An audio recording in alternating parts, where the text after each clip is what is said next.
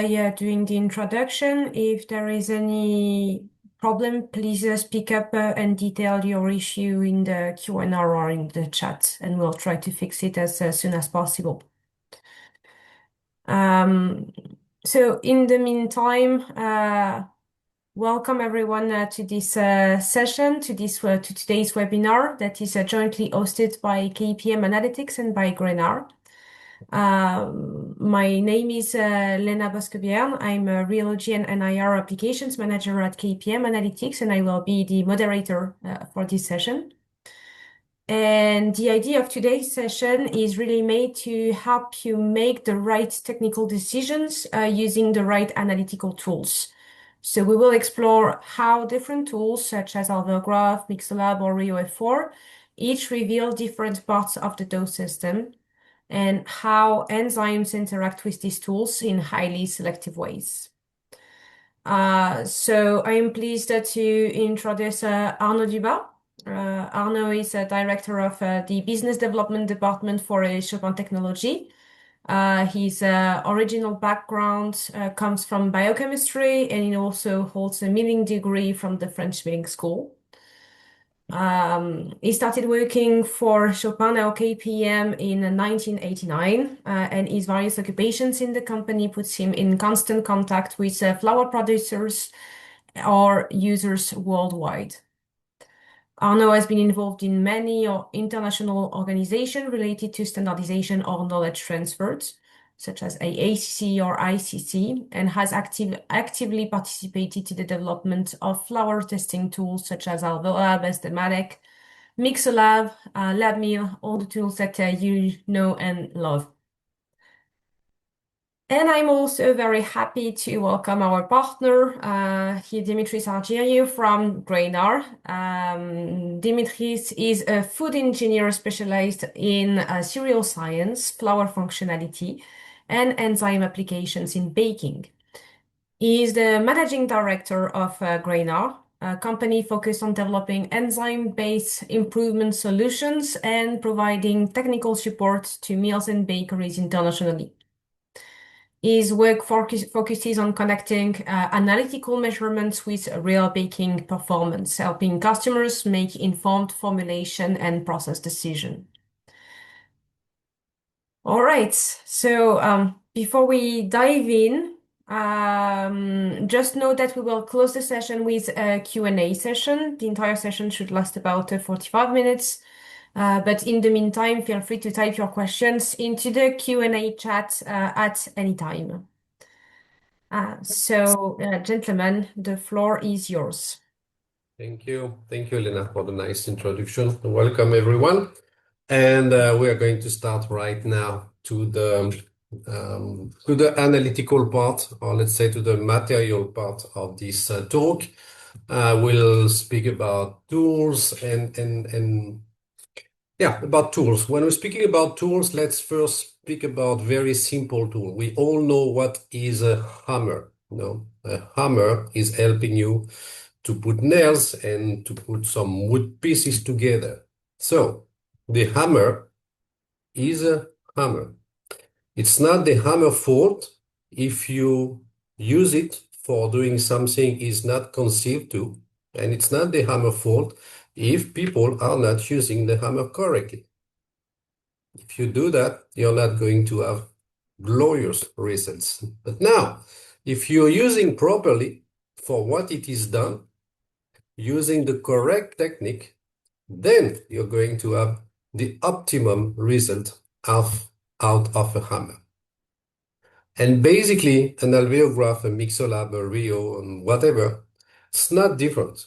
These are laboratory tools.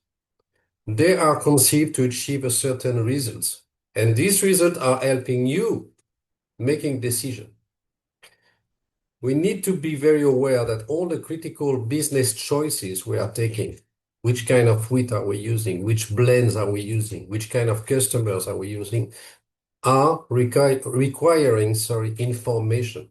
And this information can only be useful if they are obtained from the good tool using the good technique. And that's what I'm going to just remind rapidly. If you want afterwards, we will have some bigger discussion on each device. I'm going to go rapidly, but just to remind you, what is the aim of the different devices we can find in our laboratory? So first of all, I will start with what we will call the quantitative tools, sorry, which tell us how much. So we have two tools here. We have the SD-matic on one side and the SpectraStar on the other one. The SD-matic is a tool specifically designed to measure starch damage.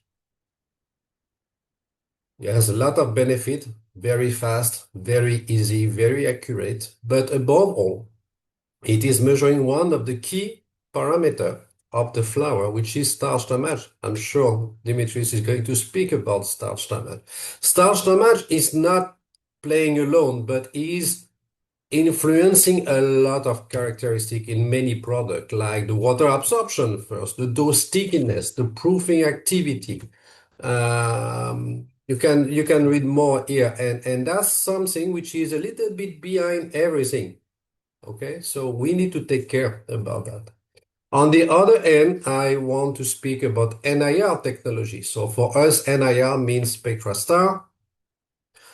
NIR technology is a wonderful technology. Again, it is fast, it is non-destructive, it's very accurate in many, many cases, and it's extremely good at determining quantitative data like moisture content, protein content, starch content, fat content. I want to draw your attention that NIR finds its limit when it starts trying to predict qualitative data.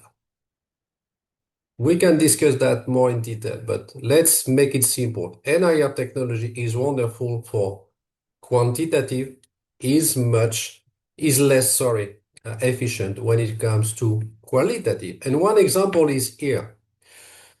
In this study, we have 150 different type of wheat, no additives, nothing. So we just look at the flour, bake the flour.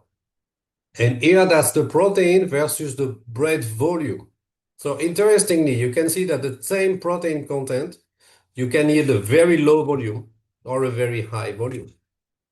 And you can have the same volume for a very low protein content or very high protein content. What does that mean? Of course, we can see a trend, more protein, better volume, but you cannot reduce bread making to one number, such as protein content. So when we hear, it's a good wheat because it has high protein content, I don't believe in that. We need to have more information. Okay, what about damage starch? Damage starch, the same story. Damage starch does not explain itself bread making. Okay, the same thing. You can have the same bread, or very different bread, sorry, better say, with the same amount of starch damage, and you can have the same result as a bread with very different starch damage. Why? Because starch damage is not operating itself, is interacting with other things. So what does that mean? That means that these values, they are prerequisite that must be kept as constant as possible. So we have a basis which is not changing too much, but these are not explanatory data. Take care about shortcuts. Shortcuts in our profession are very dangerous, and sometimes the people tend to simplify to the maximum, and that is not making us any good. Why? Because when we are baking, it's a succession of different steps. Okay, we agree? Depending on your baking, you can have proofing, not proofing, but basically we are going to mix, we are going to shape the product. We might proof most of the time. We are going to bake it because we are not eating raw dough, and then we are going to keep it because maybe we are not going to eat it immediately after the production. So where is your problem? Where is your pain point is very important because it's not the same thing. And I will give you an example at the end. If you have a volume problem before or after the proofer, it might not tell us we might have a problem here. So, what are the tools we can be using? Certainly the most well-known of it is the alveograph. What is an alveograph? An alveograph is a machine doing a bubble of dough. So we are making a little patty, and then we are going to blow the patty to make a bubble like that. It's quite famous, this bubble. What are we doing when we are doing that? We are taking a dough and we are deforming the dough. And we are looking at how the dough is telling us it's deforming, which means how does the dough resist, which we are going to call the tenacity, the resistance of the dough. How the dough expand, which is the extensibility. You see the baking, stiffness, extensibility. And another parameter which is very important, which is the elasticity. Okay, do not confuse the extensibility with the elasticity. Two different concepts. This is what the alveo is telling us. And why the alveo is telling us that? Because it's looking at how a dough is deforming in certain conditions. So basically what we are doing with the alveo here, deforming the bubble, is a little bit what the baker is doing when he's stretching the dough. You know, we call it the window pane test. Okay, so we are looking through the dough to see the light and to see the gluten. That's what we want to see. That's the same idea, basically. What Marcel Chopin did, he took this test and he tried to make it a standard. Because when we are stretching the dough, it's nice, but it's not a standard test. Because the way I'm going to stretch the dough and the way Dimitris is going to stretch the dough is not going to be the same. So if we compare our result, I might find a result and he can find another result. And we are going to interpret it with our own knowledge. So maybe I will find it great and we say, no, it's not a good dough. Okay, so what we are doing with the tools, we are trying to remove this subjectivity and put some objectivity. We are going to measure the same thing. If I measure with an alveo and if Dimitris is measuring with the alveo, we are going to have the same result. And that's the beauty of it. Okay, so very clearly, the alveo is looking at the dough properties at a certain moment. How can I stretch it? What will be the reaction? What is the stiffness, etc., etc. Think about the bread process and you will understand better where does it fit. Now, second tool we are going to speak about is the Mixolab. So the Mixolab is the growing horse. I mean, it's very nice to see the development of this tool. What is the Mixolab? First of all, the Mixolab is the tool which is giving us a lot of already known and interesting information, such as water absorption, mixing properties. If it was only that, the Mixolab would be another tool. What the Mixolab is bringing us is that it's going to tell us what happened when we heat the dough. So first of all, the weakening of the protein induced by temperature, which is the oven rise, very important. That's the only machine telling us information about it. And then we have all information about starch behavior. But this information of the starch behavior that we can have in a beautiful way with other tools, we are not going to look at in a very diluted batter. We are going to look at the real dough. And that makes a huge difference. The idea is still the same. The result is different. Why? Because I will be using the tool I need to see the dough, like my hammer. So that's a Mixolab curve. And again, that should be a full seminar. So I'm not going to detail of that. But this curve, which is going up and down, what do we see? We see one part related to protein and one part related to starch. In the proteins phase, we are going to see here the water absorption for the baker. This part here is telling us how the dough is resisting to the mixing. Is it resisting a lot? Is it weakening? Sometimes I need one, sometimes I need another one. How the dough is behaving when I put the dough in the oven. And you know the oven rise for raised product is very important. That's where it happens. Then we start with the starch. Starch gelatinization is influencing the crumb structure and the volume. Then the stability of the starch is also impacting the volume and the structure. And last but not least, this phase here, when it's going up, is the starch retrogradation, which is participating and impacting a lot the shelf life of the product. So the idea is not to say, okay, that's a tool better than another one. Is where is the information and where can I connect this information to the baking. Let's move to the real. The real fermentometer is looking at the dough during proofing. Another stage. That's different from the alveo, different from the mixolab, the proofing stage. In many baking process, proofing is a very important part of the process in terms of time, in terms of impact on the result. And it is the disregarded parameter. We are not looking at what is happening in our proofing chamber. What is happening in the proofing chamber is critical. If you want your dough to rise, there's no big secret. You need to have gas production. Okay, gas production comes from the yeast, okay, but also from the flour, from the starch, access to the starch, amylasic activity, starch damage again.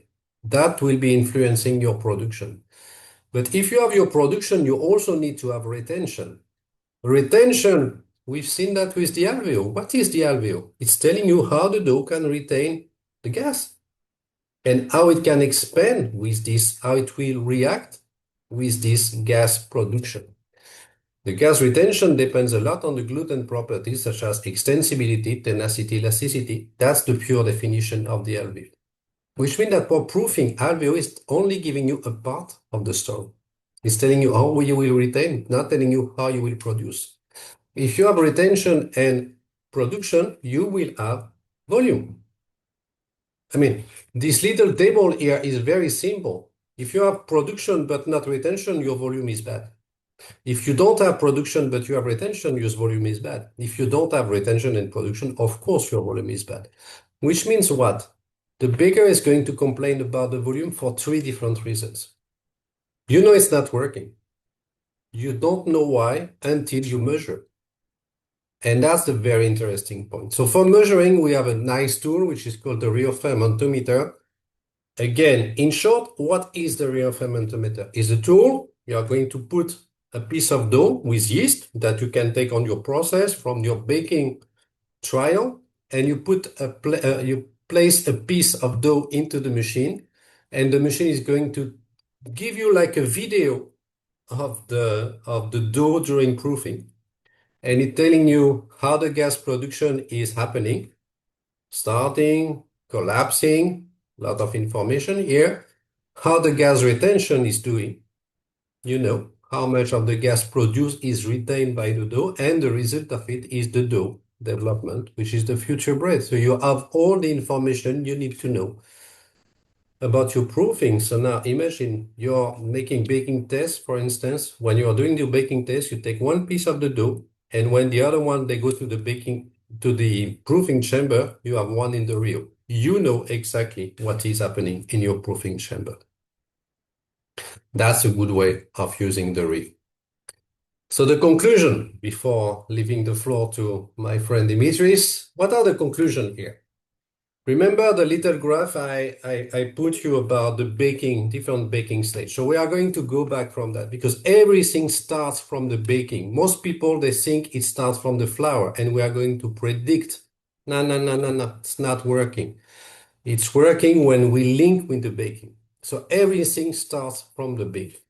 So baking steps, how the baker is referring to eventual pain point, and what can be the solution. So look at here, mixing. During the mixing, what are we hearing the people? If they have to complain, it's about water absorption, not enough, most of the time not enough.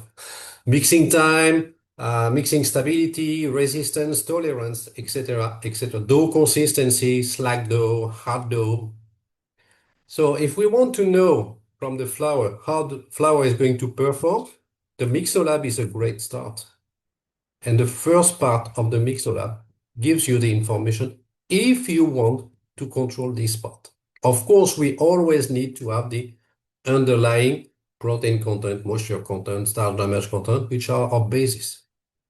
Now, if the problem occurs during shaping, imagine we are doing bretzel, it's complicated, and then we have a problem. I mean, the dough is not stiff, it's too extensible, elasticity, it's sticky.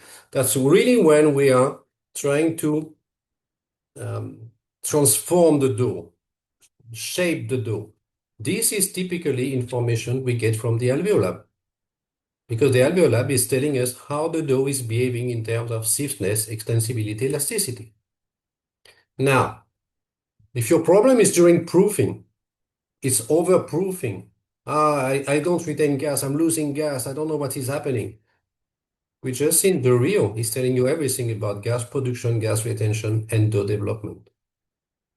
Now, if your problem is during the oven rise, that happen often, sometimes you have the oven rise not working, or sometimes it's going up and collapsing, sometimes it's just not going up. What is happening? Well, how is your protein responding here?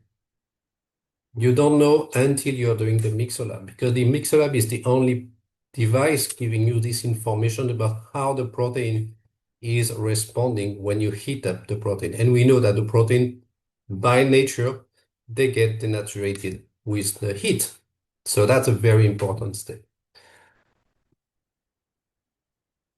Going back to this one, also the Mixolab is going to give you information of the crumb structure because we are looking at the starch. Very important thing not to forget. Remember something very simple. 70% of your flour is composed of starch, and starch is very functional. Now, think about your specification, your COA. How much of your specification are based on starch properties? Most of the time when I see that is almost nothing. That's very important to be, because if we want to really control the quality of the flour, we need to control the quality of 70% of the flour. Why don't we do that? And then after we are guessing why, oh, my flour is within specification and I continue having problem on the production. Guess why? If you are not using the tool you need for the purpose you want to have, and you don't get the information for making critical decision, it might happen. Last but not least, shelf life. You need to know how the starch is behaving. If you see the starch is retrograding very rapidly, it might not be good for the shelf life. And the good thing is that Dimitris can provide you with nice product that can help you enhance the shelf life. And you can see that very nicely with the Mixolab, for instance. Okay, so that's the combination about the tools we are doing and the use we can do. Example of things we can do with you. If you tell us, oh, I have a bad volume. I have a bad volume. One question we're going to tell you is, okay, was the dough volume okay just before the oven? I mean, after proofing, was it okay? Okay. If it's yes, it means that you had no oven spring. If it's no, it means that the proofing was bad.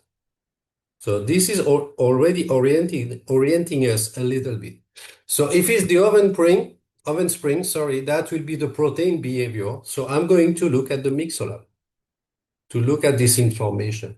If it's a bad proofing, I'm going to try to understand, is it because I did not produce gas or is it because I did not retain the gas? That's all information contained in the reel.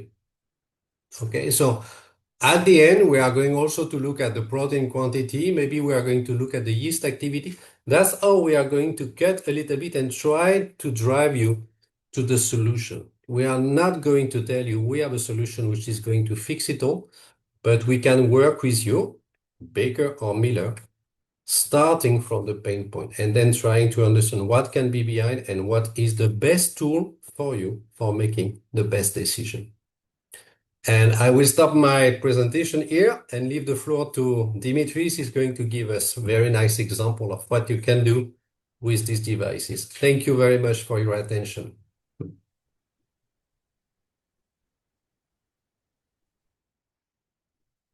No? Thank you, Arnaud. This is whenever you want, Dimitri. Yeah. All right, let me share my presentation. Can you see it? Yes, this is perfect. Okay. Okay. Thank you. And Arnold showed something fundamental. He showed Sorry. us. Excuse me, Dimitris, just can you put it on full screen? Yes, please. Yes, yes. Full screen. Yeah.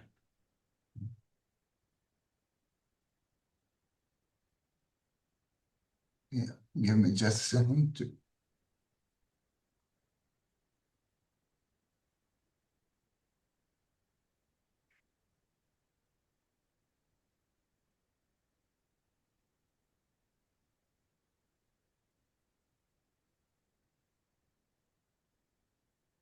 You can click on the button at the. Oh, no.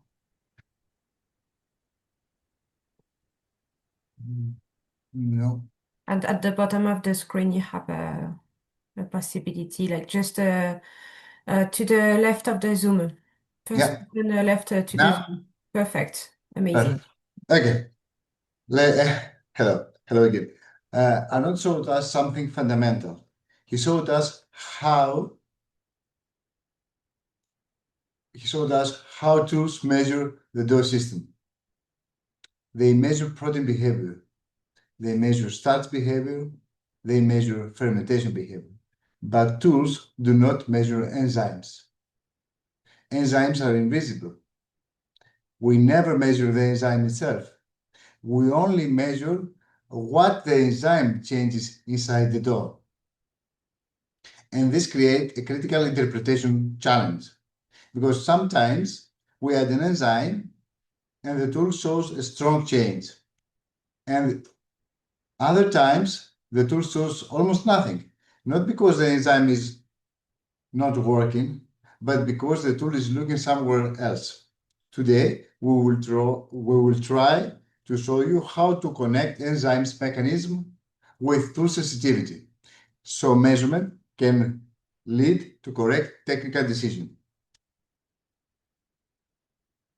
The tool system has three main functional domains: gluten, starch, fermentation.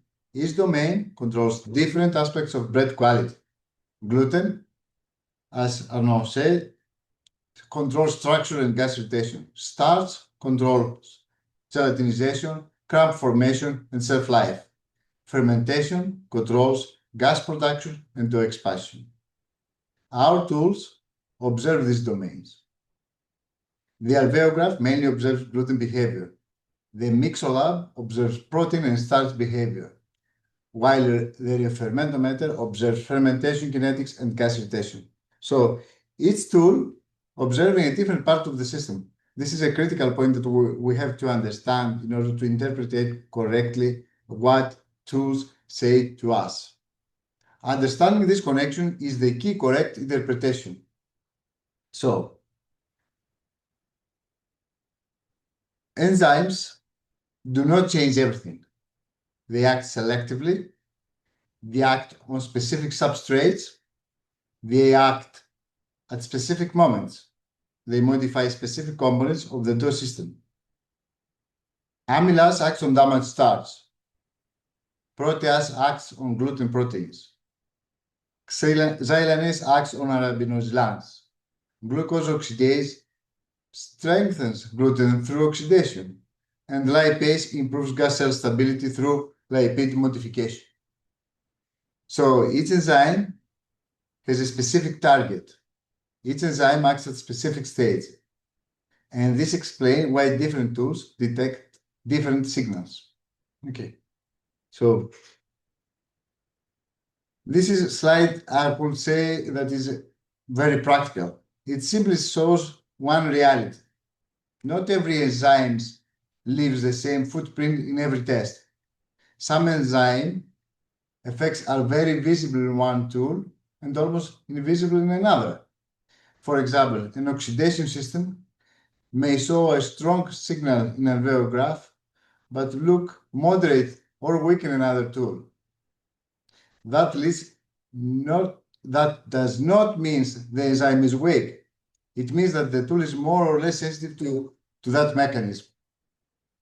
If an effect looks small in one test, it does not automatically mean that the enzyme is not working. It may simply mean you are using a tool that is less sensitive to that specific mechanism. This is why interpretation must always consider what each tool is actually able to detect. And this is exactly why interpretation fails when we ignore conditions. Let's take ascorbic acid as an example. Yes, I know ascorbic acid is not an enzyme, but it's used widely in milling and baking, so we cannot keep it out from today's presentation. So its primary role is strengthening the gluten network through oxidation. This happens mainly during mixing. So where we will see its effect clearly in the alveograph.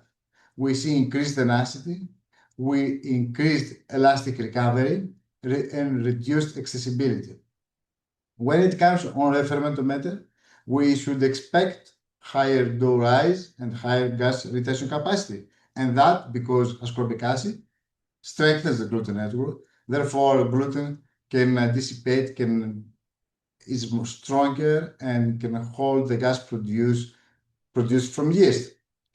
In the mix lab, we might see an increased protein strength in the C2 region, but we do not see major changes in starch-related parameters because ascorbic acid does not act on starch. This confirms the mechanism. This confirms that our tools work in a way that we can exploit valuable decision when it comes to flour formulation. Moving on starch. Amylase acts on damaged starch and hydrolyzes starch into dextrins and fermentable sugars. This affects starch functionality and fermentation. So where we will see this effect most clearly in the mixer lab, we see reduced viscosity during starch gelatinization. In the fermentometer, we see increased gas retention because more sugar become available for yeast. In the alveograph, and here I'd like to place your attention, the signal is weak or indirect because amylase does not directly modify gluten structure. I've seen many times people confused a bit when it comes to assess alpha amylase and its impact on alveograph. So keep that in your mind that amylase impacts starch, and the focus of alveograph is on gluten. So always be agile when it comes to assess flour formulation and that has tuned with alpha amylase. Moving on protease. Protease acts directly on gluten proteins. It hydrolyzes peptide bonds, as you may know. This weakens the gluten network. So in the alveograph, we're going to get reduced tenacity, increased accessibility most of the time, and reduced elastic recovery. In the fermentometer, we're going to get reduced gas retention because weaker gluten causes weaker gas retention capacity. Here, I think it's useful to open a bracket. You might see on a bibliography or based on your experience that sometimes when you add very low dosage of a gentle proteolytic enzyme, you might get higher volume during fermentation and during baking. And that applies when you have a very inelastic dough, a very stiff dough or bucket dough, as they like to say in the US. When you have a dough that has very high P and very low L. And that means interpretation. Okay, that is the core of what we try to explain to you today. You need to look the mechanism, not only the numbers, when you apply enzymes into your flour. Moving on, xylanase, or the magic enzyme as some people call it. Xylanase acts on arabinoxylans, not directly on gluten. You need to keep that in mind, but indirectly improves gluten functionality. By modifying arabinoxylans, water distribution improves, gluten hydration improves, and dough film flexibility improves. Also, your dough becomes a bit more pliable and a bit more softer. As a result, the alveograph shows improved accessibility. alveograph can clearly detect the impact of xylanases on a flower. When it comes to refermentometer, yes, refermentometer clearly detect the impact of xylanase. It improves gas retention capacity, and also you should expect higher dough volume. Even though gluten was not directly modified, xylanase improvement effect on gluten is indirect. But although it's so significant, the effect of xylanase on gluten, that our devices, the device that we are present today, they are able to clearly detect the effect of xylanase. Moving on glucose oxidase. Glucose oxidase strengthens gluten through oxidative cross-linking. This increases dough resistance and improves gas retention and volume stability. Also, the impact, as you may see, is similar to ascorbic acid. You're going to get higher tenacity, you're going to get higher elastic recovery or elasticity index. Probably you're going to get, of course, it depends from the dosage and interaction with other ingredients that you might have in your flour or other enzymes. You are going to get higher C1 readings. But when it comes to set 3, set 4, and set 5 region of mixed-lab, you are not going to get significant signal there because glucose oxidase does not affect starch passing properties. As I said, glucose oxidase has a similar effect on dough. That's why many clean label improved formulation rely on glucose oxidase in order to replace ascorbic acid.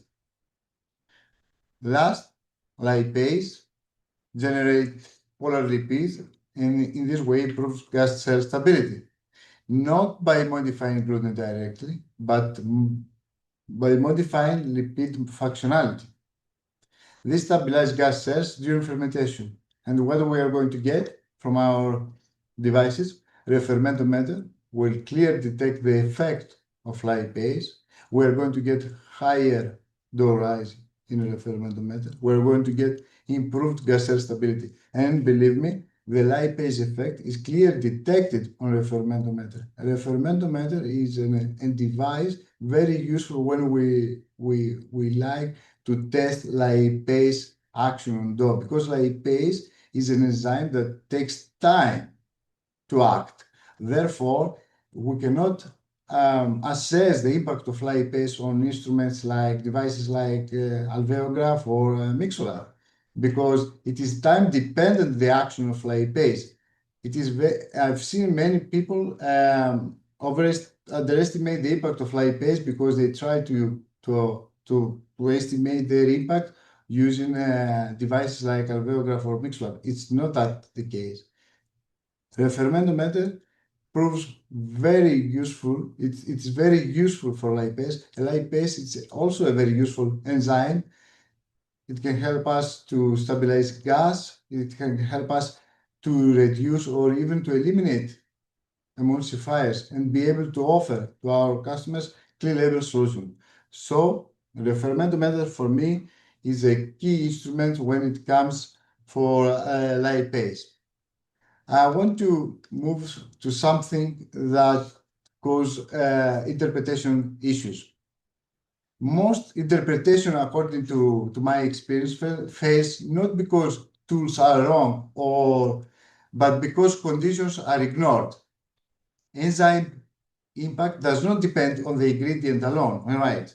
So a practical rule or rule of thumb, if you like, is the following question: enzyme effect equals to dose multiplied by time, by substrate, by dose sensitivity and interactions. So if one of these changes, the result changes. I would like to give you 3 practical examples in a very short manner. Lipase is a time-dependent enzyme, as I said earlier. So a lower dose with long fermentation can produce the same rheological signal as a higher dose with short fermentation. So if we ignore time, we misread dosage. My second example is amylase. Amylase is substrate limited. Arnaud told us about starch diamond and estimatic device. So if damage starch is low, and that's why we link SD-matic with amylolytic activity and amylase use. If damage starch is low, increasing dose may not increase response. Not because the enzyme is weak, right? But because substrate limits the reaction. My third example is ascorbic acid. The same dose can produce very different alveograph effects into different flows. You know that. Every user of alveograph knows that. Because the dose system has different response capacity. So the number is not the truth. The number is the result of the conditions that we apply our ingredients. So we do not interpret numbers alone. This is my key message. We interpret numbers inside the system. Okay. Another practical example that we deal very often is when multiple ingredients blur our interpretation. Let me show you a real diagnostic trap. Ascorbic acid typically increases P and reduces L. On the other hand, xylanase reduces P and increases L. So what will happen when both are present? Probably P will look neutral and L looks neutral. And many people conclude, okay, nothing changed. So there's no reason to use them together, because they are going the opposite way. But this is exactly where interpretation begins, because P and L are not the full story. We must also look at elasticity index. Elasticity index, and I would like to have Arnaud's opinion on that, reflects how well the dough recovers after deformation. It tells us about elastic organization during bubble expansion. And here is what often happens. P neutral, L neutral, but I increases. That means that the elastic network is better organized. Structure is improved, even though the classical parameters look unchanged. This is the trap for me, okay? Looking at P and L only and missing structural evolution. I suggest our audience to educate themselves on the impact of elasticity index has on real bread making properties. You will realize that this value will open new avenues to you to fine-tune your flour, to understand what is going to happen. It's a real its predictable power, I think, is superb on what is going to happen. Also, you can explain many things after baking if you look again your IE values. All right. I'm going to move on from now. So what I need you to remember, tools do not measure enzymes. They measure the consequence of enzyme action. Please, you need to memorize that. Strong signal does not mean strong enzyme. Weak signal does not mean weak enzyme. It may simply mean the tool is not observing the right phenomenon. Correct interpretation requires understanding both enzyme mechanism and tool sensitivity. So my last slide is this. Correct enzyme decision require connecting three elements: mechanism, measurement, interpretation. Enzyme change the dose system. Tools reveal specific parts of that change. Understanding this link transform measurements into correct technical decision. This is how, according to myself, how analytical tools become decision tools, not just measurement tools. Thank you very much. And let's open the discussion. The mic is yours. Lena. Thank you, Dimitri. Much. Thank you, Arnaud. This was a very, very interesting Thank you. presentation. Thank you. And this is good because it started some discussion on the Q&A. So we do have a lot of questions. I hope that you're ready. Arnaud, I believe that this one is for you. Please, could you give some more in-depth explanation about C5 and shelf life? In the C5 region, only amylose is retrograding. Amylopectin doesn't retrograde in the temperature range for C5, with amylopectin crystallization being the driving force for staining and shelf life rather than amylose. That's correct. That's absolutely correct. Yes, of course, amylopectin is the one impacting the shelf life on the long term. But what we are observing at the end of the mixolab is indeed the amylose retrogradation. Where we are kind of lucky, let's say, is that the speed of retrogradation of amylose is a very good indicator of the speed of retrogradation of amylopectin. And if we can say today that what we are observing is a good indication of the shelf life, is because we have been checking that in two ways. The first one was by looking at different flower samples, sorry. And we have been just looking at the mixolab and we've seen different shapes in this area.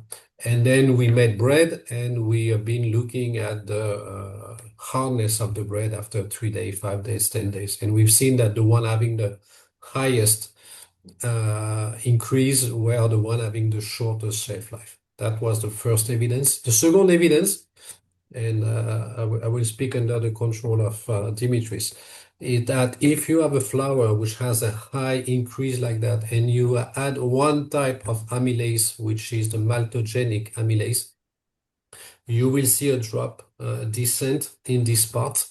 And at the same time, when you are going to make bread, you are going to see the shelf life increasing.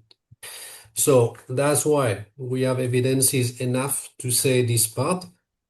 Technically, scientifically, you're absolutely right. The amylopectin is the big responsible, but what we see with this tool is good enough to make this connection or this correlation with what we're observing in the flower. So technically, scientifically, you're absolutely right.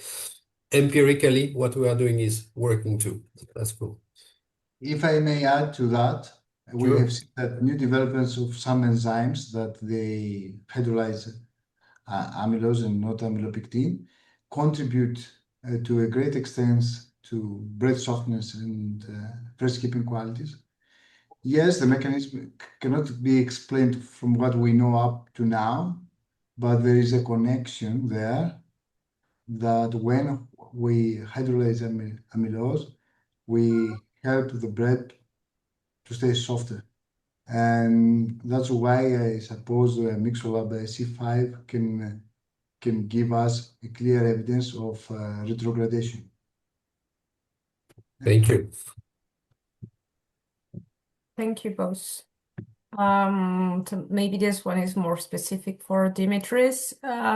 So you were mentioning that the lipase takes time to act. Other enzymes can be detected by tools due to they take lesser time to act. So, okay, I believe that if I rephrase the question is what kind of enzymes are more short action and other are more long term action. And so what is the best tool for both? Yeah, I understand the question. When it comes to enzymes, we need to always keep in mind that the performance of each enzyme it is affected from pH, time, temperature, substrate, and interactions. But we know that there are some enzymes like lipase that take more time to see their effect, their performance. Okay, and there are some enzymes that they are more fast, if you like. And also, our devices can educate us which of enzymes are fast and which are slow acting. For example, xylanase enzyme and the family of xylanase are, we could say that they are quite fast acting enzymes because we can see their impact on Mixolab, we can see their impact on alveograph. Okay, so in that way, we could separate which enzyme takes more time and which enzyme is not. Because I'm coming back to what I said earlier, we need to find a way which tool get the right signal from each enzyme, right? So I'm saying again, yeah, if we like to separate enzymes, we can use KPM analytical tools and see, am I get a significant signal from this measurement? Yes. If that measurement is quick, then my enzyme acts fast. Enzymes work, no doubt about that. Devices, like we discussed today, work. It's up to us to understand the mechanism of enzyme and the measurement mechanism of the analytical device and to bridge them together in order to be able to interpret the result and to have a valuable instrument to go to have strategic decisions on how are going to fine tune our flowers. Mm. If I may add something, I totally agree with what Dimitri says, but for the people listening, do not forget one thing. You are not stuck in the way you are using the tools today. I mean, we are using an alveo because someone decided it for us 70 years ago. But Right. there is no fatality. If we want, and if there is a need for using the alveo a different way, like putting more water, mixing more time, there's no problem. We can do it. Yes, we will be outside of the standard, but I mean, it's a new world. Maybe it's time to think a little bit out of the box. And typically, if it can give us a better signal, better information, why not? Exactly. All right. Thank you. Another question is, okay, this one is more a general question, but very interesting as well. What role will AI play in analytical equipment now and in the future? If I may, yeah, thank you for bringing this here. That's a very personal position. Of course, we all see the potential of AI and what it can bring. So maybe AI tomorrow will help KPM developing a new tool. Maybe it's not the case right now. But if we are thinking about the tools we are using today, let's take two companies. And these two companies, they want to predict bread making from same customer. And these two companies, they are using exactly the same tools. You can be using whatever AI you're going to do. You are not going to be any kind of difference from the other company. Because we are all going to use the AI. And if we feed the AI with the same data, the AI will give us the same result. So that's another reason to get out of the box, because now people using new tools such as the Mixolab, such as the Rio, they are getting information the other one do not have. That will allow us to have an advantage with their competition because the AI will also give this value. For two people using the Mixolab, maybe one of them will be fine-tuning a protocol because they have seen this protocol is better. That will giving an advantage using AI. So using AI will not be the same to everyone depending on what you are going to feed AI with. So for me, that's the big secret. Are you ready to feed AI with something different from your competitors? If yes, you are in a good shape. I don't Very know how nice. you see that for enzyme. Is it going to replace something? I'm not sure. I think that the AI will help us at least at the near future to be able to analyze data uh, more easily, because I feel that we have in our drawers a treasure of data, but we don't analyze. We just look what happened today or yesterday and move on. So I think AI in the near future will help us to analyze data at least. Future will tell us what's going to happen. Yeah. Change dramatically. So yeah. But I like your vision. All right, so I have a double question. Dimitris, you were focusing a lot on PLIE values in your presentation. When I'm mostly using W and P by L. One, is there a reason for using those parameters instead of the most common ones? And two, how does hemicellulase impact our graph curve, specifically on PL and IE values? All right. I also like to have the opinion of Arnaud on that, but personally, I focus mainly on PL and the elasticity index because I think they are fundamental values. And W for me is a description, it's a geometrical description of my curve. So I don't really, and PL, so I don't really put that much attention to that. I also seen many people, according to my experience, trying to push W always higher, and that means that sometimes we lost. We need to balance rheologically and enzymatically our dough. So just looking always W and linking W with bread making performance for me doesn't work. For me, and I said in my presentation that you need people to educate and train yourself with elasticity index. Elasticity index, we have huge data and also from my customers, and we have seen that the elasticity index is really predictive. I cannot see any way how W, when we add the enzymes, can be a real bread performance predictor. Okay, and most of the time, when you focus on W, you over oxidize dough because when you increase P, you are getting higher W, and what that means when it comes in bread making performance. So that's why I always focus on P, L, and I, and I avoid to pay too much attention on PL ratio and W. When it comes to hemicellulases or xylanases enzyme, you should expect lower P value, more extensible dough, higher L value. Also, you are going to get, in most cases, higher elasticity index. And that because xylanase indirectly improve gluten. And elasticity index is the value that understand the impact of xylanase on our flour and on our dough. All right? I will make a short answer also, and I will Yes. totally agree with what Dimitri says. I am, let's say, not a big supporter of W and P over L.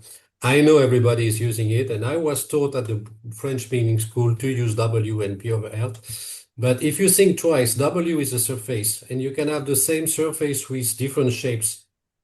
So it tells you a number which is basically not telling you really what is happening. And P over L, you can have this P over L, the same one with curves which are totally different. Twice bigger, twice smaller, you have the same P over L. Now, P is tenacity, L is extensibility, and IE is elasticity. IE is from far away for me the best indicator on the alveo, and we could have a discussion, a presentation about that. But these are the parameters which are more related with the baking. So I know all specifications are made on W and P over L. We are not going to change that overnight. But if slowly and slowly we could start speaking a little bit more of PL and above all IE, for those not doing IE, look at your AI. That's a wonder, not IE, sorry, elasticity index. Look at that. That just doing that, you will have a great outcome from this seminar. Thank you both. So we do have a lot of questions, so I will do maybe 3, 4 of the next one, but then we will have to stop but make sure that we will be in contact with each and every one of you to answer the questions that you have made. Okay, so another question is, could you please compare the differences and pros and cons of estimatic versus amylograph, falling number, and LVA? Very well question. You mean estimatic, falling It's number, amylograph, and RVA? yes. Okay, different things. Different things. Estimatic is measuring starch damage. Falling number is measuring amylasic activity. Amylo, and RVA, they are looking at starch properties. So, different parameters here. As Dimitri said, starch damage is the food for enzyme, for amylase. Okay. Uh, if we want to get to detail, amylase can attack a little bit non-damaged starch granule, but it's really, really limited to what it can do when the starch is damaged. It's like opening the door to a food buffet, it's let's go. So this action of the enzyme on the starch is going to have various impacts. One of these will be to change the viscosity of the starch when we are forming a gel. So, falling number measure amylase, enzymatic measure starch damage, and RVA and amylo, they are looking at the gel properties when we are heating it. RVA and amylo, they could be compared to the Mixolab because that's the same thing we are measuring. The main difference is that amylo and RVA are doing that on a very diluted batter, which is good if you want to see starch. The Mixolab is doing that on a dough system, which is better when you want to understand your dough system.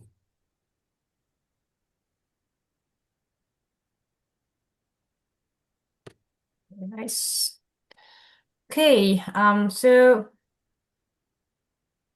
as millers from countries with many artisanal bakers who still practice manual baking with long fermentation times of up to 12 hours per dough, what should we consider in our meals and labs?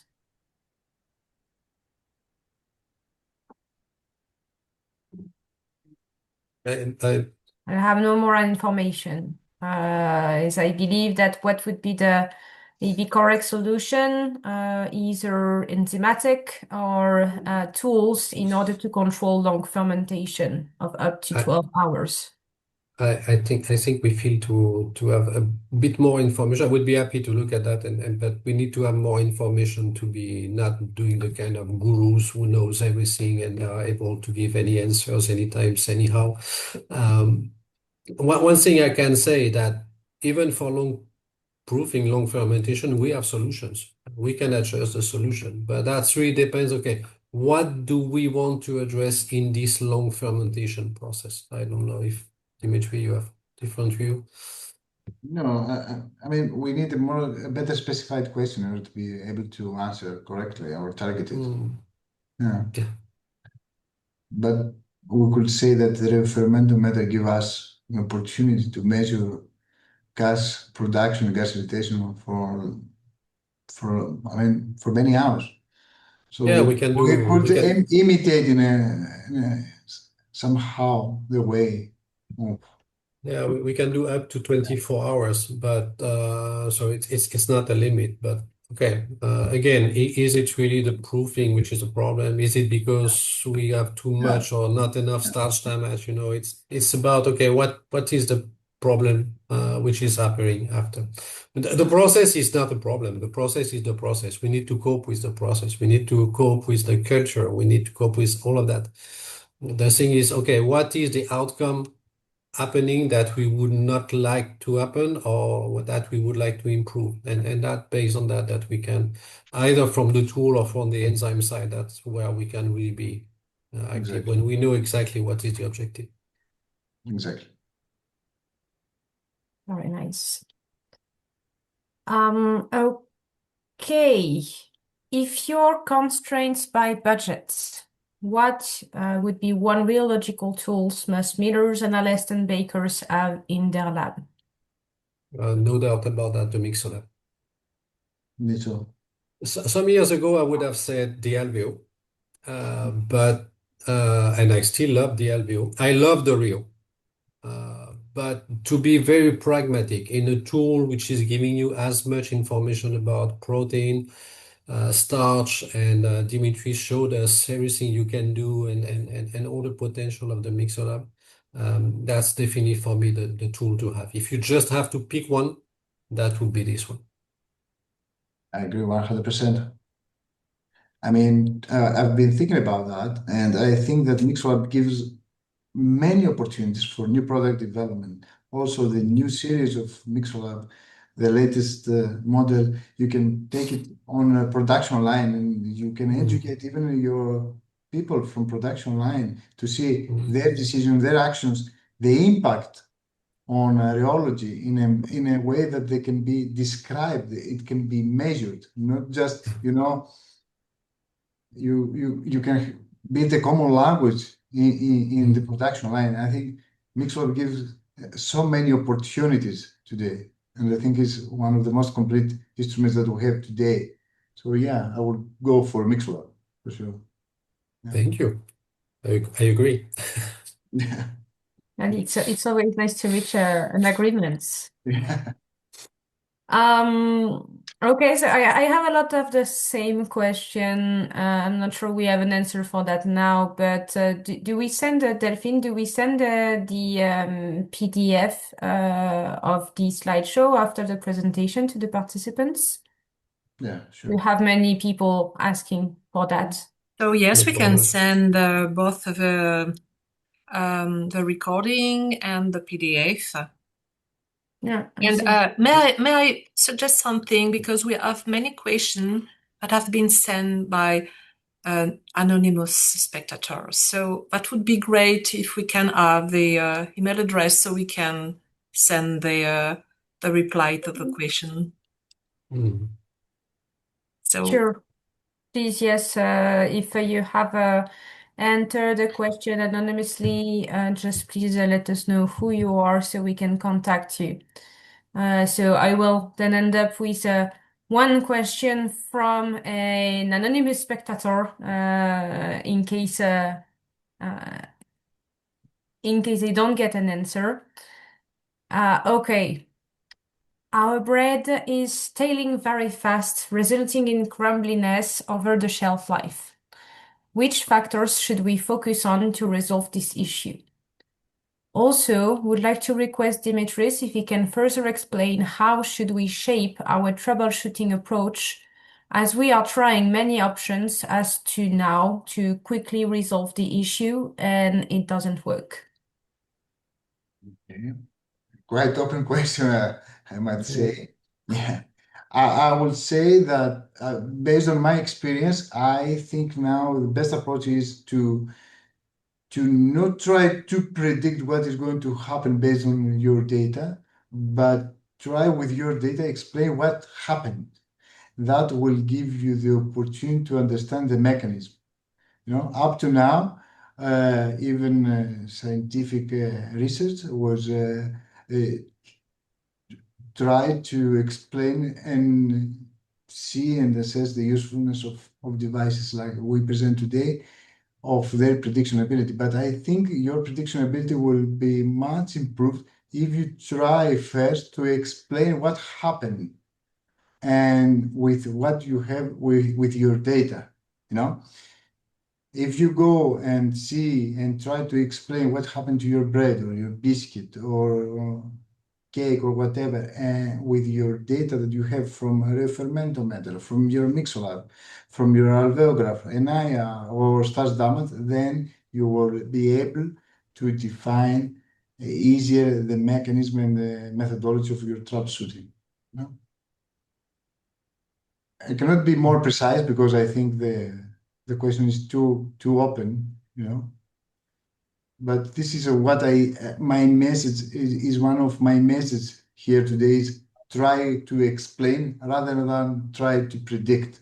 And that will make you wiser and it will be easier for you in the future to predict what is going to happen. You know, you are going to get more knowledge trying to explain what happened. Not only when things go wrong, but also when things go right.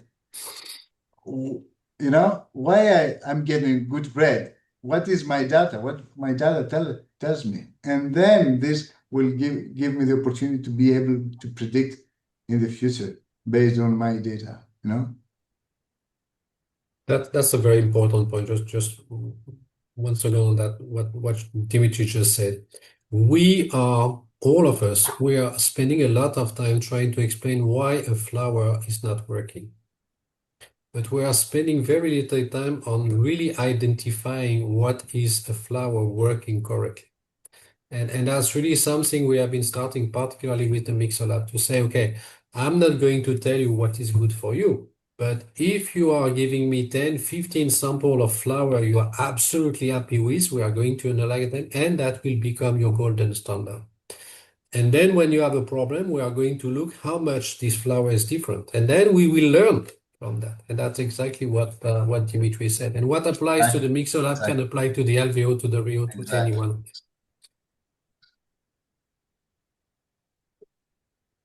Thank you, gentlemen. So again, we have a lot of questions, so we will reach out to each and every one of you to answer. But I think this is time for goodbyes. We have another session this afternoon, so maybe another chance to ask your question if you're really motivated. But thank you all for your participation. Thank you very much, Dimitri. Thank you very much, Thank you. Arnaud, and Thank you have very a good much. day. Thank you. Thank you all. Bye-bye. Bye.